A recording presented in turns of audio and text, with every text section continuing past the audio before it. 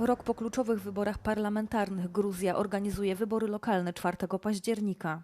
Nie jest to jednak dzień wyborów dla wszystkich, ponieważ 8 głównych proeuropejskich partii opozycyjnych bojkotuje głosowanie, argumentując, że udział w wyborach służyłby jedynie legitymizacji partii rządzącej. Inne podmioty opozycyjne uważają, że wybory nadal oferują możliwości, więc decydują się wziąć w nich udział. რაშიც ვცდილობთ ახლა რომ დავარწმუნოთ მოქალაქეები, დავარწმუნოთ რომ არჩევნებზე მივიდნენ და მისულ შემთხვევაში გამარჯვება იქნება გარდაუვალი. თუ არ მივლენ არჩევნებზე, ამით აძლევენ ხელში იარაღს, მექანიზმს ქართულ ოცნებას, რომელსაც ისევ საქართველოს მოქალაქეების წინააღმდეგ გამოიყენებთ.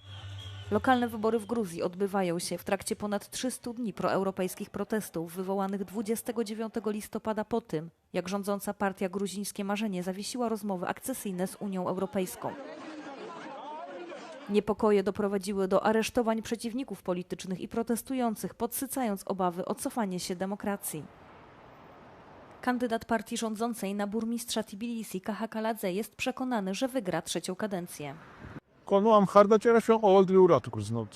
ხალხი რეალურად ხედავს და შეუძლია გააკეთოს განსხვავება, ვინ არის. ვინ რომელი პოლიტიკური პარტია რას ემსახურება, ვის ემსახურება.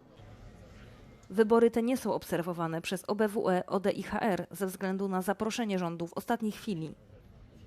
Lokalne organizacje strażnicze również odmówiły monitorowania głosowania, powołując się na niezdolność do zapewnienia wolnych i uczciwych warunków z powodu niedawnych restrykcyjnych przepisów i nacisków politycznych.